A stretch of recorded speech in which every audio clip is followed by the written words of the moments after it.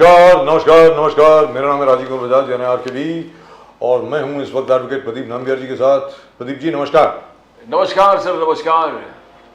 प्रदीप जी और मेरी तरफ से आप सभी लोगों को जय हिंद, जय महाराष्ट्र, जय भवानी, जय शिवाजी, जय सिया राम, वंदे मातरम, जय सिया राम, हर हर महादेव और बाकी जो कुछ भी किसी को बोलना बोलिए। जय हिंद, जय Hind. So Pradeep ji, the Prime Minister's speech today, quite interesting. What do you think? He's listed out all the achievements. पूरा रिपोर्ट कार्ड गिना दिया और he listed out all the achievements and all the nefarious things that he said the Congress had done. बिल्कुल, और कांग्रेस के जितने गलतियां हैं बोले unforgivable wrongs he said of history that he पूरे पढ़ के सुना है, right from Nehru to everybody. Nehru, Indira Gandhi, Rajiv Gandhi, Nehru ji ने किस प्रकार से कहा कि how Indians are not competent. बोले look at the Chinese and look at the Chinese and look at the Americans, look at the way they function. That was Nehru का जो विचार था about India not performing. He talked about how Rajiv Gandhi कहा कि 100 रुपया में बेचता हूं तो 15 रुपया लास्ट बेनिफिशियरी तक पहुंचता है। बोले आज 100 के 100 रुपया पहुंच जाता है और देखे कितना पैसा हमने बचा दिया है। दिस पूरे 85 रुपीज जो सिस्टम खा जा रहा था वो पूरे सिस्टम जो पूरा हमने खत्म कर दिया है। Direct beneficiary 100% transfer. And he talked about various things right from abrogation 370, 35A, digital economy, the 5th biggest economy going to be 3rd biggest economy in 3 years। बोले फिर उन्होंने कहा कि how India is a might, हर घर नल से जल, किसान, पीएम किसान। He talked about Ayushman, he talked about जो आवास योजना है उनका, उजाला, उज्ज्वला, फिर नल से जल, हर घर शौचालय, स्वच्छ भारत कैंपेन। तो he has not left anything. कोई चीज छूटा नहीं। नारी शक्ति वंदन अधिनियम। Can we listen to a bit of the PM speech before we go to Mr. Asif Faruqi? I mean, Mr. Asif Faruqi, I know is with us. Let's hear a bit of the PM speech and then we'll ask him to analyze what the Prime Minister said. Can we have that please? The प्रधानमंत्री जी ने आज जो बोला है 17 crore gas connections, 17 crore gas connections. And he went back to Indira ji, he went back to बिल्कुल Pandit Nehru and बोले कि कांग्रेस के जो लेजीनेस है उसके लिए कोई कंपटीशन नहीं है। Well, nobody can compete with Congress where laziness is concerned. तो अलग अलग चीजें। And he also talked about the various agencies. इससे पहले क्या होता था कि जो सारी एजेंसीज हैं वो सिर्फ और सिर्फ सरकार के लिए काम करती थी और पॉलिटिकल काम करती थी। आज की तारीख में उनका कि 1 लाख करोड़ की संपत्ति जो है वो जब्त की है। एग्जैक्टली ईडी ने और बाकी सब एजेंसीज ऐसा बोला है। Of course Congress won't agree. Why would they? Then he talked about the north south divide। जिस प्रकार से कांग्रेस भड़का रहा है, Congress is inflaming the north and south divide and they really want to divide the country, always talk about division जी। कांग्रेस कह रहा कि ये अचीवमेंट जो हमने 10 साल में डेकेड ऑफ ट्रांसफॉर्मेशन जो अचीव किया है, कांग्रेस को शायद 100 साल लग जाता यही सेम अचीवमेंट पाने के लिए। Congress is only one family, एक ही फैमिली और एक ही लीडर को बहुत बार लॉन्च किया है but unsuccessfully launched। Can we hear the Prime Minister please, if we have a bit of a speech? क्या प्रधानमंत्री जी का थोड़ा सा भाषण एक बार सुन लेते हैं, उसके बाद we'll go to Mr. Asif Faruqi। Let's go। Let's hear Mr. Modi ji का भाषण आज पार्लियामेंट में। I think it was an election speech। Let's hear it। जो के बीच सीमा विवाद हल हो रहे हैं, सेंगोल की अगुवाई, ये सारा दृश्य अपने आप में बहुत ही प्रभावी था।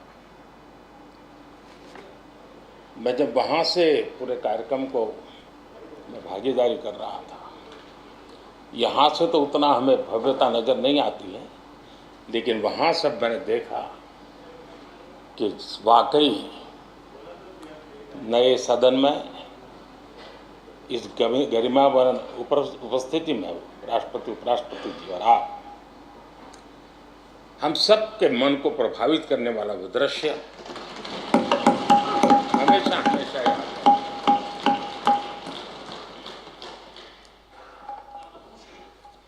जिन माननीय करीब 60 से ज़्यादा माननीय सदस्यों ने राष्ट्रपति जी के आभार प्रस्ताव पर अपने अपने विचार रखे हैं, मैं विनम्रता के साथ अपने अपने विचार व्यक्त करने वाले सभी अपने माननीय सांसदगण का आभार व्यक्त करता हूँ। मैं विशेष रूप से विपक्ष ने जो संकल्प लिया है उसकी सराहना करता हूँ।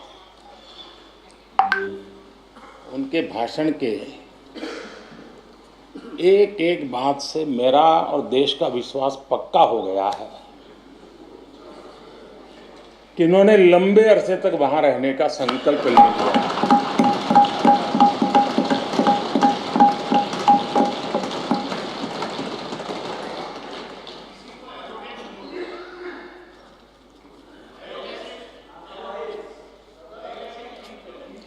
आप कई दशक तक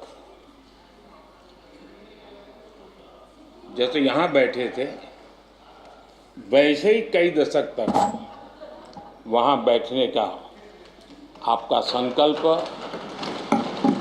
और जनता जनार्दन तो ईश्वर का रूप होती है, और आप लोग जिस प्रकार से इन दिनों मेहनत कर रहे हैं,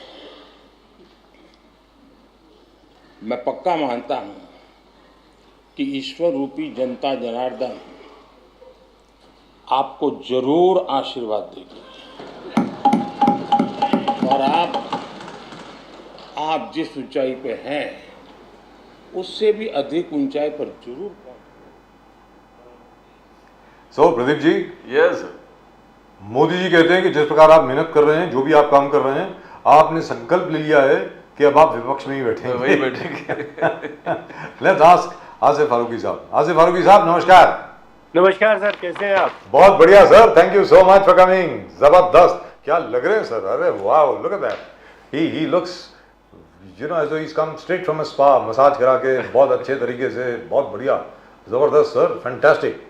तो आसिफ फारूकी साहब, प्रधानमंत्री जी बोलते हैं कि विपक्ष ने संकल्प ले लिया है कि अब वो दशकों तक, न जाने कितने वर्षों तक, अब वो विपक्ष में ही बैठेंगे, यानी ऑपोजिशन में बैठेंगे, कि बीजेपी की ही सरकार रहेगी आने वाले न जाने कितने सालों तक। फारूकी साहब, योर कमेंट। सर, ये उनका अपना सोचना और अपने तरीके हैं, वो दूसरों को तो बोलने नहीं देते, उनकी जो मर्जी आती है वो बोलते हैं। और मुझको लगता है कि एक बात उन्होंने बहुत सही कही कि पब्लिक जो है वो भगवान का रूप होती है, और पब्लिक अब सब समझ रही है इनकी बातों को। और इस आगे आने वाले इलेक्शन में जिस तरीके से राहुल जी के पीछे इस वक्त पब्लिक चल रही है, और उस आदमी ने अभी तक कॉन्फिडेंस खोया नहीं है बावजूद इतनी परेशानियों और दिक्कतों के बाद, तो मुझको लगता है कि उस आदमी में कुछ तो बात है जो इस तरीके से वो इतनी बड़ी गवर्नमेंट को झेल रहा है, बावजूद इसके कि इतनी ऑर्गेनाइजेशंस और गवर्नमेंट की मशीनरीज पीछे पड़ी हुई हैं अपोजिशन के, लेकिन उसके बावजूद उसकी अपनी हिम्मत और साहस कम नहीं हो रहा है। तो डेफिनेटली एक दिन हम लोग कामयाब होंगे और उनकी ये जो अपोजिशन वाली बात है वो झूठ साबित होगी। इन्होंने ये भी कहा कि जहाँ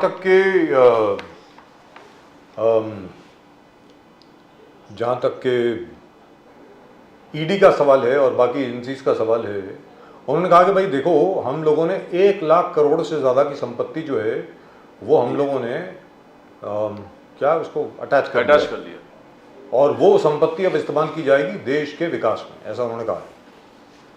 तो और उन्होंने ये भी कहा कि इसके पहले जो एजेंसियां थीं वो सिर्फ और सिर्फ जो लोग सत्ता में थे उनके कहने पे चलती थी। अब यही एलिगेशन जो है वो तो कांग्रेस और बाकी ऑपोजिशन के लोग लगा रहे हैं बीजेपी पे, वही चीज उन्होंने आप पर लगाई है। तो ये कुछ आपको समझ में आया सर?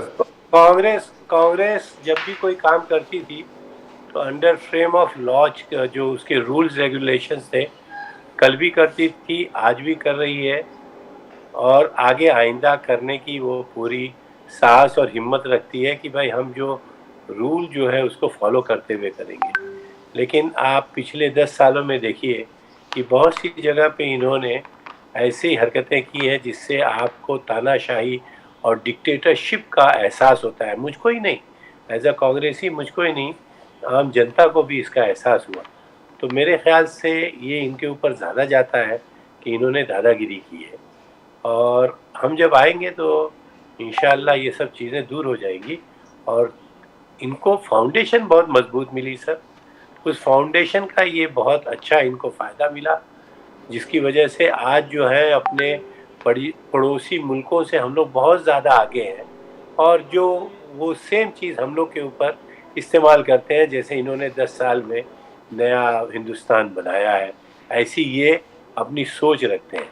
लेकिन उनको ये एक्सेप्ट करना चाहिए कि पिछले आने वाले जितने भी प्राइम मिनिस्टर थे, इंक्लूडिंग मैं कांग्रेस के अलावा जो वाजपेयी जी थे उनकी भी तारीफ करूँगा कि उन्होंने फाउंडेशन बहुत मजबूत दी, जिसका मिसयूज़ ये गवर्नमेंट अब आगे कर रही है, और जिसका खमियाजा जनता को आगे आने वाले दिनों में भरना पड़ेगा।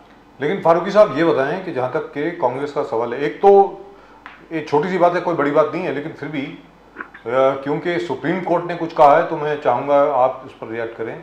जो चंडीगढ़ में अभी मेयर के इलेक्शन हुए थे, बड़े छोटे से इलेक्शन थे, उसको लेकर के सुप्रीम कोर्ट ने बड़ा सख्त रवैया अख्तियार किया है। उन्होंने कहा कि it is very obvious that the returning officer is a blot on democracy. He says this is the murder of democracy. He should be prosecuted. न जाने क्या कुछ कहा है, और उन्होंने पूरी इलेक्शन को स्टे कर दिया है, और ये कहा है कि हाउस तब तक नहीं मिलेगा जब तक हम लोग इसके ऊपर ऑर्डर नहीं देंगे। So that's a major thing sir. मुझको ऐसा लगता है कि ये बहुत अच्छा फैसला है, और इस पे हम लोगों को बहुत ढोल ताशे नहीं बजाना चाहिए जी, क्योंकि ये नॉर्मल चीज़ थी। सुप्रीम कोर्ट के पास इससे बड़े बड़े मुद्दे हैं जी, और मुझको लगता है कि उसके ऊपर ज़्यादा ध्यान देना चाहिए। ये छोटे मुद्दों को बता के भाई बात डेमोक्रेसी के लिए बहुत बड़ा मुद्दा है, लेकिन एज अ मेयर मैं सोचता हूँ कि हम लोगों ने प्राइम मिनिस्टर और प्रेसिडेंट के इलेक्शंस के मामले में बहुत सी खामियां देखी हैं जो कि सुप्रीम कोर्ट के अंडर में है। मुझको लगता है कि अब इन सब चीज़ों को देखते हुए उन इलेक्शंस के ऊपर सुप्रीम कोर्ट को ध्यान देना चाहिए जी, और कोई ऐसा स्ट्रक्चर पास करना चाहिए ताकि डेमोक्रेसी वाकई फिर से पहले की तरफ बहाल रहे। फारूकी साहब एक छोटी सी चीज़ है, उसके बाद शायद प्रदीप जी पूछेंगे आपसे। मैं आपसे ये आई would like your comment on this. Modi साहब ने एक इशारा किया कि भाई जिन लोगों को सजा हो चुकी है, जिन लोगों का कन्विक्शन हो चुका है, आप उनका स्वागत कर रहे हैं, उनका ना जाने क्या क्या कर रहे हैं, उनको अपना लीडर मान रहे हैं, जहां जहां वो जाते हैं उनका बहुत अच्छे तरीके से स्वागत होता है। ये मतलब क्या लालू यादव जी की तरफ उनका इशारा था या क्या था? जी जी, वो नहीं, उनका इशारा सिर्फ लालू जी की तरफ नहीं है, उनका इशारा हर उस बड़े लीडर की तरफ है जिनको बीजेपी गवर्नमेंट ने किसी न किसी तरीके से कोशिश की है कि उनको कन्विक्शन करे। आपने पिछले दिनों देखा कि हर वो नेता जो इनकी बात नहीं मानता है, इनकी नहीं सुनता है, ये उसको किसी न किसी तरीके से परेशान करके उस तरीके में लाना चाहते हैं ताकि वो कन्विक्शन की तरफ वो चले जाए और कोर्ट कचहरी के मामलात में फंस जाए। लेकिन जनता, जैसे ये उन्होंने कहा कि भगवान का रूप होती है, जनता को खूब समझ में आ रहा है कि ये जाती हो रही है। वरना अगर आप इनके वहाँ देख लें कि जितने लीडर जा रहे हैं और जो उनके वहाँ हैं, इंक्लूडिंग जिन लोगों ने इतने बड़े बड़े गाड़ियाँ चढ़ा दी, एक्सीडेंट किए, मिनिस्टरों के बच्चों ने किए, मिनिस्टरों ने रेप किए, इनके बीजेपी के बड़े बड़े नेताओं ने हरकतें की, उनके ऊपर कुछ नहीं हो रहा। आप देखेंगे कि वो उनके ऊपर वो खामोश रहते हैं और दूसरी छोटी छोटी बातों के लिए वो पहले तो उनके ऊपर इल्ज़ाम लगाते हैं, फिर पार्लियामेंट में आके उनके ऊपर उंगली उठाते हैं। आज तो मेरे ख्याल से ये कैरेक्टर एसेसिनेशन है।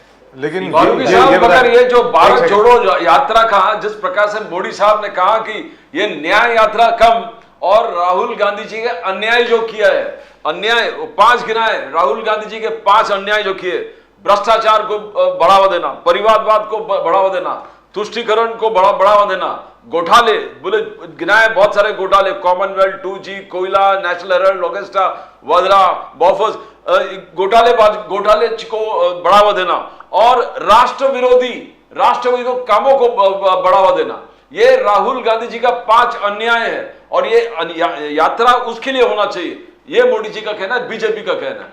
तो क्या आप बिलीव करते हो Rahul Gandhi ji has manage to push भ्रष्टाचार, परिवारवाद, तुष्टीकरण, घोटाले, राष्ट्र विरोधी काम है? फारूकी साहब, मोदी जी तो अपोजिशन चाहते नहीं है सर, और ये सारे इल्जाम लगाने के बाद वो चाहते हैं कि जितने अच्छे लीडर हैं, न सिर्फ कांग्रेस के बल्कि इंडिया ब्लॉक के जो एक साथ में हैं, उन सबको इस तरीके से फंसा दें कि अपोजिशन न रहे। आई एम हैप्पी कि एटलीस्ट उन्होंने अपोजिशन को एक्सेप्ट किया कि अपोजिशन एग्जिस्ट करता है। ये अलग बात है कि उन्होंने कहा कि अपोजिशन ने अपना हक अदा नहीं किया। सर वो हक अदा करने देते कहाँ है? एक मोहैया मोतरा थी, इतनी ज़बरदस्त फायर ब्रांड वो पार्लियामेंट में सारी चीज़ें लाके वो फैक्ट्स डेटा के साथ बोलती थी, उसको इस तरीके से परेशान किया कि आज का नौजवान जो है ये सोचने पे मजबूर हो गया कि ये क्या तरीका है। इससे सिर्फ एक इनकी डिक्टेटरशिप जाहिर होती है, जो तरीका इन्होंने चंडीगढ़ में अख्तियार किया। सर इलेक्शंस के लिए हमको क्या सुप्रीम कोर्ट और किसी कोर्ट में जाने की ज़रूरत पड़ेगी? अगर ये लोग अच्छी तरीके से सोचते हैं कि ये रूल करते हैं तो इनको शर्म आना चाहिए। तो फारूकी साहब को बिल्किस बानो केस पे क्या कहेंगे आप? बिल्किस बानो केस जो हुआ, क्योंकि इन्होंने कहा ना, आज ये कहा गया कि जितने भी बड़े नेता हैं जिनको सजा हो चुकी है, जो जेल में वक्त काट चुके हैं, उनका स्वागत हुआ जैसे कि वो बहुत बड़े महानुभव हैं। तो बिल्किस बानो केस के जो लोग थे उनका भी तो स्वागत हुआ ना, जहां तक मैं जानता हूं। जी फारूकी साहब। सर एक बात, इन सब चीज़ों से एक डिटेल में शायद वक्त उतना नहीं है कि हम लोग एक बात को लेके चले। वक्त बहुत है सर हमारे पास। नहीं, इनका मकसद सिर्फ ये है कि अपोजिशन को ख़त्म कर देना। जिस तरीके से एनसीपी को और शिवसेना पार्टी को इन्होंने डिवाइड किया, आज छत्तीसगढ़ में सोरेन गवर्नमेंट को जिस तरीके से इन्होंने परेशान किया, आप पार्टी को दिल्ली में जिस तरीके से केजरीवाल को परेशान कर रहे हैं, कन्विक्ट करते जा रहे हैं, तो आपको लगता है कि ये डेमोक्रेसी का ये तरीका है? प्रदीप जी। सपने नहीं हकीकत बुनते हैं, मोदी जी, बीजेपी का डायलॉग है, सपने नहीं हकीकत बुनते हैं, तभी सब मोदी को चुनते हैं। आसिफ फारूकी साहब, रिपोर्ट कार्ड बहुत तगड़ा है।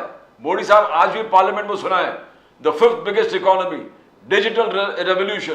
बोले राजीव गांधी का खुद कहा कि 100 रुपया में जब बांटता हूं तो सिर्फ 15 रुपया बेनिफिशियरी तक पहुंच जाता है, 85 रुपीज सिस्टम खा जाते हैं।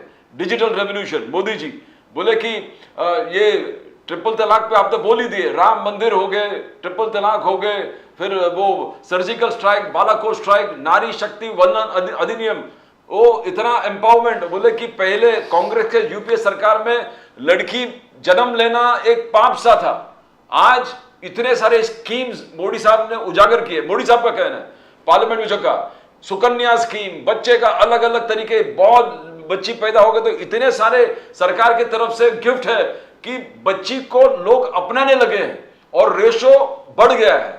तो फारूकी साहब, ये रिपोर्ट कार्ड्स आप कैसे कॉन्टेस्ट कर पाओगे? आप टक्कर कैसे लोगे? 53 से आपको 270 पहुंचना है फारूकी साहब, 53 से 270।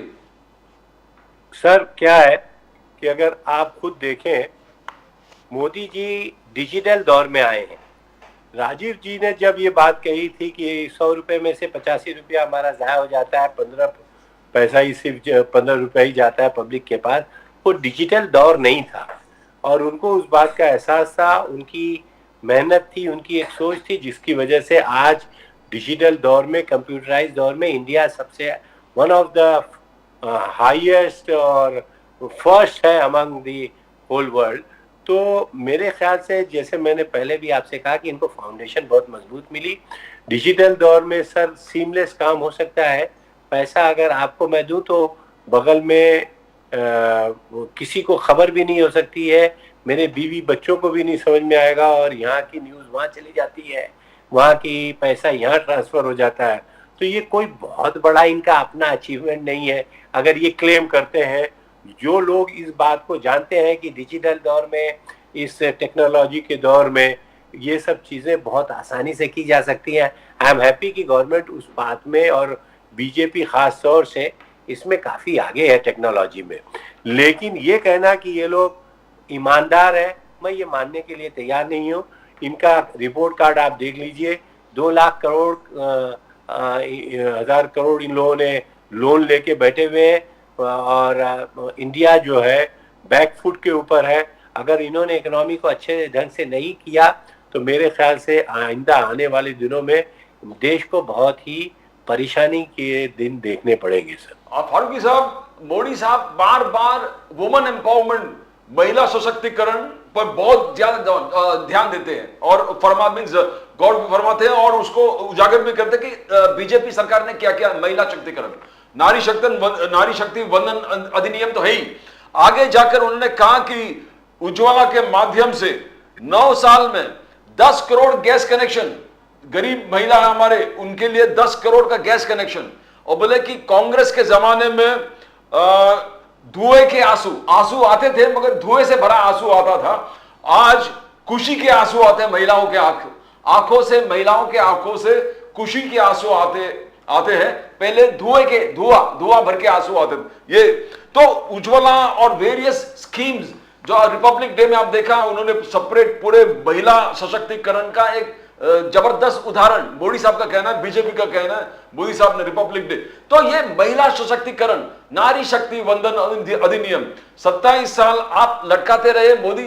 मोदी जी का कहना है कि 3 दिन में 2 दिन में उन्होंने कंप्लीट कर दिया पूरे प्रोसीजर। तो ये सशक्तिकरण अब हुआ है, पहले हुआ नहीं था कांग्रेस के रूल में। आज भी पार्लियामेंट में वही बोल रहे थे आसिफ फारूकी साहब। सर जैसे मैंने आपको पहले कहा कि एक टेक्नोलॉजी का दौर है। पहले आप लेटर लिखते थे, फिर वो पोस्ट में जाता था, फिर यहाँ से वहाँ जाता था, तो उसकी चीज़ों को वक्त लगता था। अब बहुत फास्ट काम होते हैं, जिसका ये लोगों ने बहुत अच्छा इस्तेमाल किया है और उसकी वजह से चीज़ें फास्ट हो गई हैं। लेकिन एक बार फिर मैं ये बोलूँगा कि ऑनेस्टी इन्होंने की है। इसका उदाहरण आप राहुल गांधी और मोदी से कंपेयर नहीं कर सकते। राहुल गांधी जी बहुत ही ऑनेस्ट आदमी है। उनसे एक बार पूछा गया, आई रिमेम्बर, कि भाई इमरजेंसी के दौर में ज्यादती हुई कि नहीं, आप अपना पर्सनल ओपिनियन बताइए। वो आदमी इतना शरीफ है कि उसने अपने पर्सनल ओपिनियन में ये एक्सेप्ट किया कि मुझको लगता है कि इमरजेंसी में ज्यादती हुई। ये कभी भी एक्सेप्ट करेंगे कि इन्होंने ज्यादतियां की हैं, कितनी जुल्म ढाए हैं इस इंडिया के अवाम के ऊपर, खासतौर से माइनॉरिटी के ऊपर? कभी इन्होंने एक्सेप्ट किया सर? ये बताइए आप मुझको। ये ऑनेस्टी है राहुल गांधी की कि उसने ये एक्सेप्ट किया, जबकि उसकी दादी और नानी का मामला था, कांग्रेस पार्टी का मामला था। लेकिन जो पूछने वाले जो जर्नलिस्ट से पूछा, सर आप अपना पर्सनल ओपिनियन बताइए। तो आई salute that kind of personality कि जो आदमी इतना ऑनेस्ट है, वो ये भी बोल सकते थे कि उस दौर में मैं था नहीं, मुझको अंदाजा नहीं है कि वो किस किस्म की जाति थी या उसमें अच्छाई थी, उस दौर में क्या हाल थे। But by the way Asif Farooqui साहब, एक और चीज़ आप भूल रहे हैं, आपको याद होगा 1984 में राहुल गांधी की उम्र क्या थी? He was a young man, बहुत छोटे थे जी, बच्चे थे बिल्कुल। I think he was not even in his teens or something, if I'm not mistaken. Yes. जब 1984 के एंटी सिख राइट्स के ऊपर, राइट भी नहीं थे वो, तो actually it was a program, जब उनसे पूछा गया तो राहुल गांधी ने यही जवाब दिया कि गलती हुई है जिसके लिए हम लोग शर्मिंदा हैं। This is what Rahul Gandhi said. Now that shows character, that shows a large heart, that shows irrespective of anything else। मुझे नहीं लगता सर, जो दौर चल रहा है, you cannot accuse anybody of being anti-national। Let's be very clear, all prime ministers in India have worked for India। करेक्ट। हर प्रधानमंत्री ने हिंदुस्तान के लिए काम किया है, जैसे भी काम किया। So मुझे लगता है कि वो एक्नॉलेजमेंट होनी चाहिए। आपको लगता है कि वो जो एक आदर सत्कार, एक सम्मान होता था आपस में, वो जरा खत्म हो रहा है फारूकी साहब? नहीं सर, खत्म नहीं हो रहा है, बल्कि ये जो आपने कही बाद में कि हर प्राइम मिनिस्टर के होना चाहिए except Modi, excluding Modi sir, क्योंकि मोदी जी ने जिस तरीके से गांधी फैमिली के ऊपर अटैक किया, फर्स्ट प्राइम मिनिस्टर के ऊपर अटैक किया, इतनी छोटी छोटी बातें कही, मुझको लगता है कि किसी भी आदमी को जो कि प्राइम मिनिस्टर लेवल पे हो, ये शोभा नहीं देता है। क्योंकि हमने जो उनको देखा वीडियो के अंदर, जो पढ़ा पंडित जी को, और जो लोगों से सुना बुजुर्गों के उनके बारे में जिनके उनके ताल्लुकात थे, इस किस्म की बातें बड़ी ओछी थी। और उस वजह से प्राइम मिनिस्टर के होते हुए भी मोदी जी की इमेज जो है हमारी नज़रों में तो बहुत गिर गई है सर। और राहुल जी ने उसके बरक्स 84 का जो आपने वाकया बताया, इमरजेंसी के जो वाकये हमको मालूम पड़े, नए बाद में हमको लगा कि नहीं, इस आदमी के अंदर में बहुत ही ज़्यादा ऑनेस्टी है। गलतियां हो सकती हैं, राहुल जी कोई भगवान नहीं है सर, और ना हम ये क्लेम करेंगे कि वो गलती नहीं कर सकते। इंसान है, उनसे भी कुछ गलतियां हो सकती हैं, लेकिन वो बहुत ही ऑनेस्ट आदमी है। और मुझको लगता है कि देश को उनके ऊपर पूरा भरोसा है, और देशवासी उनको अगले इलेक्शंस में कहीं ना कहीं उनको ये दिखाएंगे कि उस भरोसे का हमको रिजल्ट अच्छा मिलेगा। In fact he has always described mister Modi as his prime minister. उनका भाई he is my prime minister also. Bharat के प्रधानमंत्री हैं, मतलब मेरे भी प्रधानमंत्री हैं ना। हर बार उन्होंने यही कहा है, very frankly, and we must respect him for it. बाकी जो क्रिटिसिज्म आए सो आए, वो अलग बात है, क्योंकि after all you can't be in the opposition and still keep agreeing with whatever the ruling party is doing. लेकिन अभी भी प्रदीप जी आप देखें, झारखंड में अभी हाल ही में जो भारतीय जनता पार्टी के तो प्रवक्ता हमारे साथ आए थे, उन्होंने कहा था कि झारखंड में जेएमएम में भी फूट पड़ गई है, ये हो गया वो हो गया है। Today they have got 47 votes. Correct, they have got 47, 43 के बजाय 47 मिले उनको यार, 4 और मिल गए। जबरदस्त झारखंड में।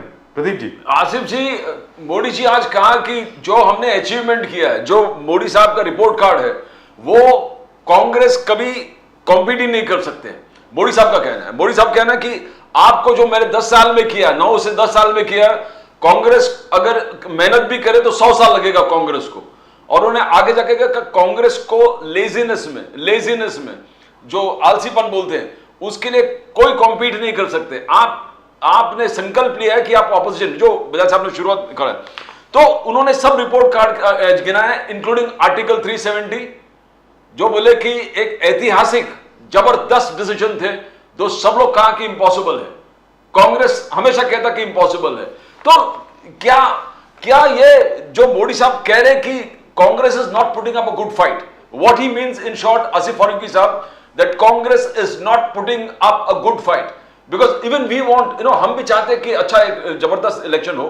Congress has a fantastic presence, pan-India presence, the only party with pan-India presence, and it has to move from 53 to 270. It has to, और आज के तारीख में जिस प्रकार से मोदी साहब कह रहे कि इंडिया अलायंस को इंडिया अलायंस बोल के कि सब घटक दल बिखर गए, ममता छोड़ गए, नीतीश कुमार, केजरीवाल इधर उधर, केसीआर, वाईएसआर कुछ सोच में नहीं है, सीपीएम कुछ और बोल रहे हैं। तो आसिफ फारूकी साहब आपको अकेला करना पड़ेगा। योर संघर्ष इज सोल संघर्ष, 53 to 270 देश देखना चाहते हैं। 274, 273। Yes. How do you see it's going to happen, Asif Farooqui साहब? नहीं सर, ये हम लोगों को डराने और बहकाने वाली बातें हैं। इंडिया ब्लॉक के अंदर एवरीथिंग इज इफ नॉट 100%, 95-97% सही है। उस सीट शेयरिंग के ऊपर बहुत से हमारे घर के अंदर डिफरेंसेस रहते हैं, उसमें भी होते रहेंगे, लेकिन at the end of the day हम लोग मिलके कहीं ना कहीं बहुत अच्छी तरीके से इनको अच्छी फाइट देंगे सर। और ये इनकी बुलाई हुई और बहकाई हुई बातें हैं, प्राइम मिनिस्टर साहब तक इसमें इन्वॉल्व हो जाते हैं। मुझको लगता है कि इनको क्रिटिसाइज करने से अच्छा है कि ये देश का क्या भला हो सकता है उस पर करें। अब मैं, अगर आप बोलने दें सर, तो मैं राम मंदिर के ऊपर एक बात बोलूँगा। मैंने वीडियो देखी, जिस तरीके से उन्होंने अकेले पूरा मामला उस दिन इनॉग्रेशन में किया, ये तो मुझको, जो वहाँ के महंत हैं, जो पुजारी हैं, मुझको बड़ा अजीब वो मंजर नज़र आया sir. As a prime minister उसका कोई वो नहीं था कि वो एक पॉलिटिशियन जाके राम मंदिर के अंदर वो एक महंत जो करे वो काम करे सर। जैसे मैं एक मुसलमान हूँ, मैं जाके कोई मस्जिद बने और उसमें इमामत के सारे काम करूँ, जो हमारे वहाँ के मुल्ला और जिनके हाफिज हैं, जो पढ़ाने वाले हैं, मैं वो काम का जाके करूँ। बहुत अच्छी बात है कि मैं पहली सफ में नमाज पढ़ूँ, लेकिन उनकी जो जिम्मेदारियां हैं मौलाना की, मैं अपने सर कर लूँ that means I am everything. नहीं सर, ये एक रिलीजियस मामला था, उसको रिलीजन के ऊपर छोड़ देते, उनके जो हेड्स थे उनके ऊपर छोड़ देते। तो मोदी जी का मामला अलग है। मुझको लगता है कि ये अपोजिशन के भी लीडर रहना चाहते हैं सर, इसलिए अपोजिशन के बारे में मैंने आज थोड़ी सी स्पीच देखी, बहुत ज़्यादा तो नहीं देखी, तो मैंने देखा कि बहुत ज़्यादा इन्होंने क्रिटिसाइज किया है अपोजिशन को लेके कि अपोजिशन तो रहता नहीं है, उसने अपना हक नहीं अदा किया, उसको ये करना चाहिए। अरे आप बोलने कहाँ देते हो सर कि जिस तरीके सर वो से तो पंडित नेहरू तक पहुंचे हैं सर। आज पंडित नेहरू, इंदिरा जी, सबका नाम लिया है और ये कहा है कि पंडित नेहरू ने ये कहा कि भाई चाइनीज को देखिए, जापानीज को देखिए कितने हार्ड वर्किंग होते हैं, इंडियंस जो होते हैं बड़े आलसी होते हैं, ऐसा पंडित नेहरू ने कहा। And he was quoting from a speech of Pandit Nehru. और उसके बाद इंदिरा जी के भी बारे में कहा था कि भाई देखिए, अगर आपके पास ज़मीन नहीं है कुछ चावल या गेहूं उगाने के लिए तो आप सब्जियां उगाइए, गमलों में उगाइए, कनस्तर में उगाइए, वगैरह वगैरह वगैरह, ऐसा कुछ कहा है सर। अगर बेस मजबूत नहीं होता तो एक 1947 में 2 कंट्री बने थे, एक इंडिया और एक पाकिस्तान जी। आज 70 साल 80 साल के बाद आज अपने पड़ोसी मुल्क का हाल देख लीजिए और यहाँ का हाल देख लीजिए। और मुझको ऐसा लगता है कि ये गवर्नमेंट को जल्दी से अगर अवाम ने नहीं भगाया तो आइंदा आगे आने वाले दिनों में हमारा भी हाल वही होने वाला है कि इमरान खान को जिस तरीके से उल्टा सुल्टा करके फंसा के कि भाई अभी ये इलेक्शन भी नहीं लड़ सकते, इसी तरीके से इंडिया के अंदर भी कोई अपोजिशन नहीं बचेगा, एक मिलिट्री जैसी गवर्नमेंट रहेगी और डिक्टेटरशिप के जैसे माहौल रहेगा, उसको ये डेमोक्रेसी के नाम पे चलाएंगे। ये तो बहुत बड़ा एहसान है कांग्रेस पार्टी का और उसके बड़े लीडरों का कि उन लोगों ने डेमोक्रेसी को इतना इंटैक्ट रखा था कि 70-80 साल के बाद भी ये लोग उसके अंदर कोई मदाखलत नहीं कर। फारूकी साहब, राहुल गांधी जी सही बात कह रहे हैं, सही इश्यूज हाईलाइट कर रहे हैं। He says I will create jobs, मैं ऐसे इंडस्ट्री खोलूंगा कि jobs will be created.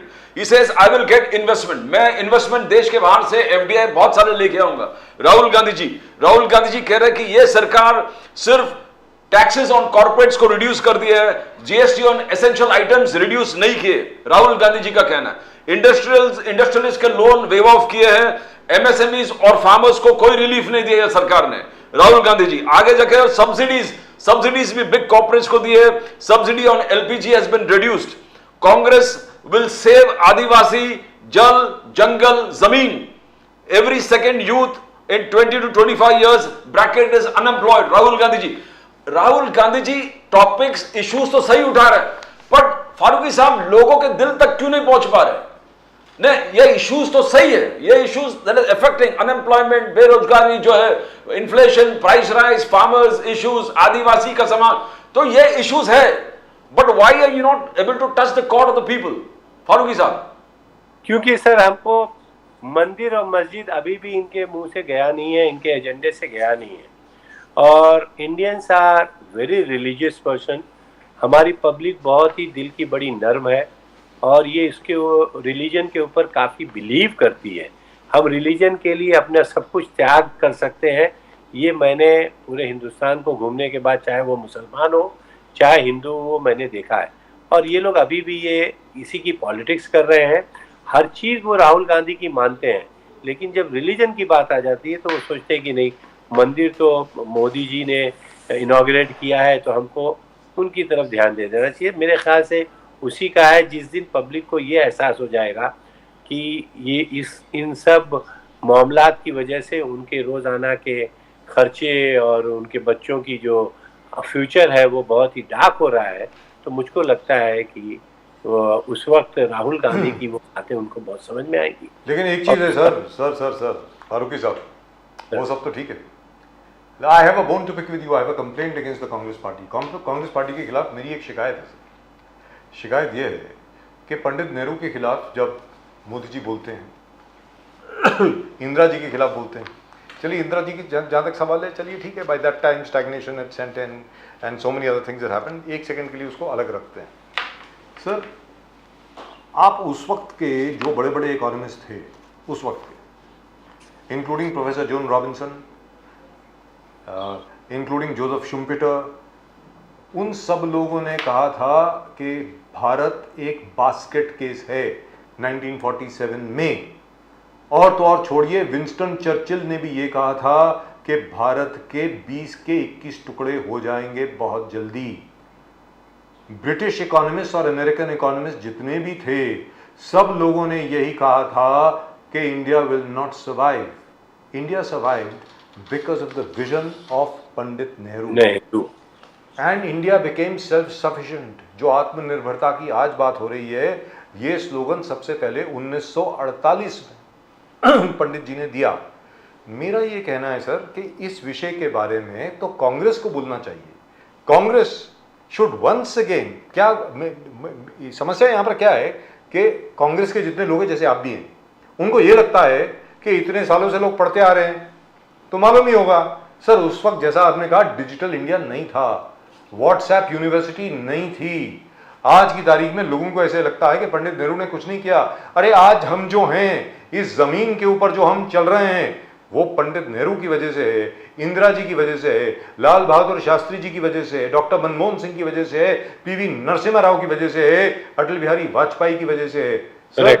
Sir मेरा ये कहना है कि ये सब बातें तो आपको बतानी है ना, ये तो आप बताएंगे ना सर। तो आप लोग इसमें ज्यादा विगरसली, आक्रामक तरीके से क्यों नहीं बात कर रहे फारूकी साहब? सर हम लोग जरा भी बोलते हैं तो आप उसकी मुंह बंद कर देते हैं। राहुल जी को भी देखिए, उन्होंने इल्ज़ाम लगाया, पार्लियामेंट से उनकी एमपी मेंबरशिप खत्म की, हमको कोर्ट कचहरी से लाना पड़ा। मतलब आपको नहीं लगता ये बड़ी शेमलेस बात है इस गवर्नमेंट के लिए कि इस जैसे नेता को उन्होंने एक छोटी सी बात पकड़ के और कोर्ट को रिस्ट्रेन करना पड़ा, और जैसे ही वो ख़त्म की फिर उनका घर खाली करवा दिया। ये नहीं देखा कि इसके ख़ानदान वालों ने इस देश के लिए अपनी जानें कुर्बान की हैं, इसके बाप दादाओं ने आज़ादी में बढ़ चढ़ के हिस्सा लिया है और इस देश को टुकड़ों से बचाया है होते हुए। जैसे आपने कहा, मुझको और किसी का तो नहीं याद था, मैंने चर्चिल के बारे में पढ़ा था, he used to talk nonsense about India, all the nonsense he used to speak about it. लेकिन उन जैसे महान पॉलिटिशियंस की सोच और फिक्र को झूठ प्रूव कर दिया इंडिया के प्राइम मिनिस्टर से लेके यहाँ की पब्लिक ने मिलके। और आज हम सब डिफरेंट लैंग्वेज और डिफरेंट कल्चर होने के बावजूद एक कंट्री बन के बड़े स्ट्रांगली पूरे वर्ल्ड के सामने खड़े हुए हैं। अब ये समझते हैं कि ये 10 साल में इन्होंने इस हिंदुस्तान को बनाया। सर इनको सोचना चाहिए कि कितनी बेस्ट फूटिंग पे ये इनको दिया। ये अलग बात है कि कांग्रेस ने डिजिटल इंडिया में झूठ और गंदी बातों का सहारा नहीं दिया, और वो इस किस्म की बातों को नहीं बोलना चाहते और एक्सेप्ट करते हैं जो उनको गलती पिछली समझ में। सर मैं ये नहीं बोल रहा, मैं कह रहा हूं कि अपने बारे में सच तो बोलें, भारत के बारे में सच तो बोलिए सर। सच में बहुत बड़ी पावर होती है। सच को सर, सांच को आंच नहीं है, सीधी बात है। देखिए, आपको अगर नहीं मालूम है तो सिर्फ इसलिए नहीं मालूम है कि हमको मीडिया साथ नहीं देता है। आपने देखा होगा जो हमारा कॉर्ड है, sir we follow you totally. हर रोज हम लोग बाकायदा religiously all India Congress committee का जो ट्विटर हैंडल है, एक्स हैंडल है, उस पे जाते हैं। राहुल गांधी जी का जो एक्स हैंडल है उस पे जाते हैं। आपके जितने चीफ मिनिस्टर्स हैं उनकी हम बातें सुनते हैं। लेकिन आक्रामक तरीके से अगर आप अपनी बात सामने नहीं रखेंगे तो फिर दिस इज पॉलिटिक्स। खरगे साहब का जो उन्होंने पार्लियामेंट में जो भाषण दिया, मोदी साहब ने ट्विस्ट करके अपने पिन कर दिया ट्वीट में कि I need new haters, the old ones have become friends, become my fans. मैं चाहता हूं कि नए जो क्रिटिक्स मेरे पैदा हो जाए, पुराने क्रिटिक्स हमारे फैन बन चुके हैं। खरगे साहब ने कुछ तारीफ किया था, बट यू नो डेवलपमेंट जहां पर है, आसिफ फारूकी साहब एक एग्जाम्पल जो लोग शोकेस करते हैं, बीजेपी बोले कि यूपी कट्टा बनाने, सिर्फ कट्टा और रामपुरी के लिए फेमस था। यूपी उत्तर प्रदेश कट्टा और रामपुरी के लिए फेमस था। आज वहां पर ड्रोन्स और ब्रह्मोस मिसाइल्स बन रहे हैं। ये ट्रांसफॉर्मेशन सुन के लोगों को खुशी भी होता है, हर देशवासी को खुशी होगा। तो ये ट्रांसफॉर्मेशन आप कैसे देखते हो? बिकॉज आप यूपी के हर आप माइन्यूटली देखे हो, आप एजुकेशन इंस्टीट्यूशन में आप पार्ट लिए है, you are part of many education institutions there. तो ये कट्टा और रामपुरी बनाने वाला स्टेट आज ब्रह्मोस मिसाइल्स बना रहे हैं, ड्रोन्स बना रहे, डिफेंस इक्विपमेंट्स बना रहे। Do you think this is a fantastic change and BJP is right in showcasing it? Farooqui साहब सर इन्होंने, आप बता दीजिए ना, कितने इंस्टीट्यूशंस खोले, कितनी यूनिवर्सिटीज खोली है, कितने खोली है सर? कुछ नहीं। इनके हमारे जो बेसिस थे सर वो तो बोलते हैं कि 20 all India institute of medical sciences खोले हैं। झूठ बोलते हैं सर, ये झूठ बोलते हैं सर। इनके ये मैंने कहा ना सर कि ये लोग इतनी सफाई से झूठ बोलते हैं और मीडिया जो है उनको इतनी सफाई से उसी चीज़ को लेके चली जाती है, वरना इन्होंने इनके डेटा सारे गलत डेटाज है और इसका भुगतान हम लोगों को भरना पड़ेगा आगे। कांग्रेस पार्टी बोलती है कि कम बोलो, भले हमारी चीज़ें जो है उतनी हाईलाइट ना, लेकिन सच बात करो। सर यहाँ पर एक बड़ा अहम सवाल है चलते चलते जो आपसे पूछना चाहता हूँ। डॉक्टर सुब्रमण्यम स्वामी ने भी उसका जिक्र किया है अपने इंटरव्यू में कल। वो कहते हैं कि एक पर्टिकुलर वजह है कि सरकार चाइना के बारे में कुछ नहीं बोल रही है। उनका ये कहना है, कल के इंटरव्यू में उन्होंने एक इंटरव्यू दिया है एक डिजिटल चैनल को, उन्होंने ये कहा है कि 4000 स्क्वायर किलोमीटर जो है चाइना ने भारत का कब्जा कर लिया है। जी हाँ, मैंने भी सुना जी। तो आपको क्या लगता है सर कि ये मतलब चाइना के बारे में क्यों हम लोग इतनी नरमी बरत रहे हैं? क्या है मतलब वो नरमी नहीं है, डरे हुए हैं सर, ये डरे हुए। इससे आपको याद होगा, इससे पहले वाले इंटरव्यू में मैंने भी ये बात कही थी, तो जी कही थी, मैंने इसीलिए पूछा आपसे। हाँ, और सुब्रमण्यम स्वामी ने कहा जाके उनसे पूछिए क्यों नहीं उसको रोकते। ये तो उसको झूला झुला रहे थे जब वो चाइनीज प्राइम मिनिस्टर आए थे। झूला झुला रहे की बात अलग है, मैं एक और बात आपके सामने रखना चाहता हूँ sir. The battle of Rezang La is a legendary battle. Kumaon regiment 13 Kumaon led by major Shaitan Singh, 114 Ahir थे उसमें, सबने अपनी जानों की आहुति दी। रेवाड़ी से थे, हरियाणा से, लेकिन रेजांग ला हमारे कब्जे में रहा। सब मर गए, सब लोगों ने अपनी कुर्बानी दे दी, 2 लोगों को छोड़ के। और मिले कैसे ये भी आपको बता दूं, 1963 में जब बर्फ पिघली तब देखा गया कि ये सब लोग अपने वेपन्स के साथ वहीं पर हैं। इनकी लाशें वहां मिली और ये 114 और 1 यानी 115, 115 for major Shaitan Singh himself, और सामने तकरीबन 950 चाइनीज सोल्जर्स की लाशें थीं। वहां पर उनका एक स्मारक था सर, आज वो स्मारक तोड़ दिया गया है और ये कह दिया गया है कि that is a no patrol zone, कि वहां पे हम लोग पेट्रोलिंग नहीं कर सकते। ये क्या है? मतलब मेरी जरा समझ के बारे, आपको समझ में आया ये क्या है? What is this? सर हमको यही समझ में आ रहा है कि ये जितनी क्रीम है ना उसको सामने लाते हैं और उसी पे बात करते हैं। अगर ये सब मामलात को छेड़ेंगे तो इनकी रियलिटी सामने आ जाएगी सर, और इसलिए ये किसी भी ताकतवर शख्सियत या मुल्क से पंगा नहीं लेना चाहते। भाड़ चूल्हे में जाए हिंदुस्तान की बॉर्डर, वो अंदर आती आ जाए, और वही हो रहा है। सुब्रमण्यम स्वामी ने वही बात कही कि 4000 स्क्वायर किलोमीटर तक वो लोग अंदर आ गए। उसको अगर प्राइम मिनिस्टर क्यों नहीं बोलते या उसका हिसाब करते, वो इसलिए कि ये सारा जब पब्लिक में आ जाएगा तो पब्लिक इनको विश्वास करना बंद कर देगी और हमारी बातों को कोई वैल्यू है नहीं। आज देखिए अडानी के बारे में राहुल जी रोजाना बोलते हैं, क्या मीडिया ने किया या क्या उसका हुआ, क्या ईडी ने चेक किया। 4000 करोड़ 2 दिन के अंदर ट्रांसफर होके आया वो पैसा, कि क्यों नहीं ईडी ने पूछा कि ये कौन सा पैसा है, किसने लगाया। यहाँ तक नहीं पता है सर कि किस एजेंसी और किस आदमी ने लगाया है, ये किसका पैसा है जो फॉरेन से आया है। तो इसके फारूक साहब यहाँ पर है ना, यहाँ पर I would like to differ with you, because Rahul Gandhi ji has issue corruption highlight किया। 20,000 करोड़ कब बोले थे, that is also to be investigated. 15,000 crore और जोड़ दिए, 35,000 करोड़ किसका पैसा है? राइट क्वेश्चंस पार्लियामेंट में हिला के रख दिया था राहुल गांधी जी ने। बट लोग देख रहे, पूरे देश देख रहे, राहुल गांधी जी अडानी पे अटैक कर रहे हैं और आपके कांग्रेस के चीफ मिनिस्टर अडानी के साथ कॉन्ट्रैक्ट साइन कर रहे हैं। ये लोगों को समझ में नहीं आ रहा है। ये आपको क्या है ना, ये कॉन्फिडेंस जो बिल्डिंग मेजर्स है वो है कि लेता राहुल गांधी जी पे सबको विश्वास है, बट अशोक गहलोत जी वो अडानी जी के साथ कॉन्ट्रैक्ट साइन कर रहे हैं। अभी रेवंत रेड्डी, भूपेश बघेल जी वो अडानी जी के साथ कॉन्ट्रैक्ट साइन कर रहे हैं। रेवंत रेड्डी अभी आए, 1 महीने के अंदर अडानी जी के साथ बैठ के कॉन्ट्रैक्ट साइन। तो आप what message are you sending to the whole country? Leadership आपका कुछ है और डाउन द लाइन कोई फॉलो ही नहीं कर रहा है। फारूकी साहब, जो जैसे मैंने पहले कहा सर कि एक जो फ्रेम ऑफ लॉ है कांग्रेस गवर्नमेंट या कांग्रेस के कार्यकर्ता उसके अंदर काम करते हैं। अदानी की कंपनी ने फॉर्म भरा, टेंडर पास हुआ, और अगर उसको लीगली अलॉट हुआ तो कोई चीफ मिनिस्टर और प्राइम मिनिस्टर उसको अगेंस्ट नहीं करेगा अनलेस अनटिल वो कंपनी रेस्ट्रिकेटेड हो और डिफ़ॉल्टर हो।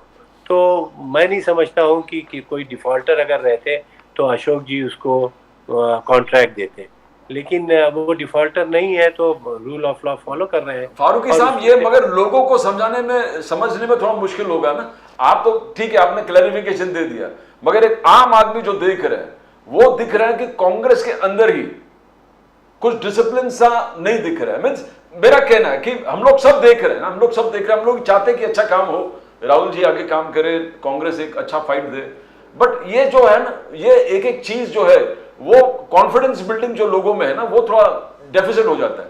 हम लोग का कहना, पॉलिटिकल ऑब्जर्वर्स का कहना है।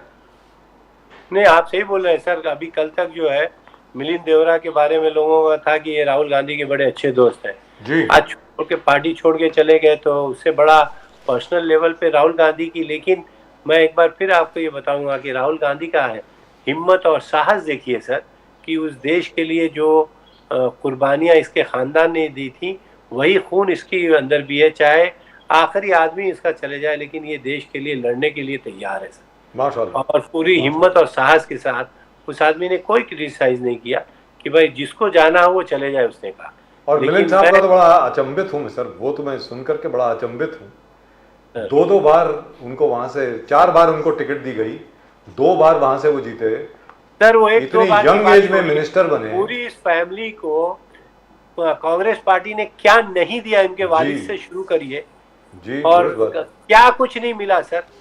करेक्ट। और उसके बावजूद इतना नहीं बर्दाश्त कर सकते थे कि थोड़े दिन रुक जाते कि सर 2 बार हार चुके हैं, 2 बार हारे हैं वहां से, जी। बॉम्बे से। तो मतलब साउथ उसके बॉम्बे से। बावजूद भी एआईसीसी में ये जॉइंट ट्रेजरर थे सर। जॉइंट ट्रेजरर, करेक्ट जी, ही वाज जॉइंट ट्रेजरर। तो हम तो भरोसा करते हैं फेस वैल्यू पे सर। और क्या रिस्पेक्ट दी सर उनको, इतनी रिस्पेक्ट उनको दी, उसके बावजूद मतलब मुझे तो अभी तक विश्वास नहीं हो रहा कि मिलिंद देवरा जैसी शख्सियत कैसे छोड़ के जा सकते हैं। I find it very hard to believe, but anyway this is the new age. सच्चाई के लिए लड़ना पड़ता है सर, और इससे पहले मोदी के घर के किसी खानदान के किसी लोग ने नहीं जंग में हिस्सा लिया। इस खानदान ने पूरा अपनी जान की बाजी लगा दी और अपना खून तक दिया है, तो इसका एहसास उन्हीं को होगा, या जिन लोगों ने उसको महसूस किया वो कर सकते हैं सर। उसी से देश को तरक्की मिलेगी। और मुझको लगता है कि अगर देश ने इस तरीके से नहीं किया तो मैं आपको आज एक बात बोल के जाता हूँ यहाँ पे। सोचें, लोगों को अगर ज़रा भी ज़हन है, मुसलमान या दूसरी जो कौमें हैं जी, वो तो बड़ी खौफजदा और डरी हुई हैं और देख रही हैं, वो अपने मामलात भी समझ रही हैं। लेकिन ये खुद हिंदू धर्म वालों को, जो इनको ये मानते हैं, खुदा जाने ये किस नहज पे या किस स्पॉट पे छोड़ के चले जाएंगे कि जहाँ से उनको रिटर्न होना बहुत मुश्किल हो जाएगा। इसलिए मैं उन लोगों से दुआ करूँगा, इस्तेदा करूँगा, उनसे गुजारिश करूँगा कि आँख खोल के और सोच समझ के सपोर्ट करें सर, वरना मुश्किल में आ जाएंगे। thank you so much Asif Faruqi sir, great pleasure talking to you as always. Thank you. And we are still waiting for you to come to the office. Thank you so much sir, for a cup of coffee or for lunch, or we'll come to your house for lunch. One of the Thank two. you sir, always welcome. Namaskar sir. Jai Hind, Jai Hind.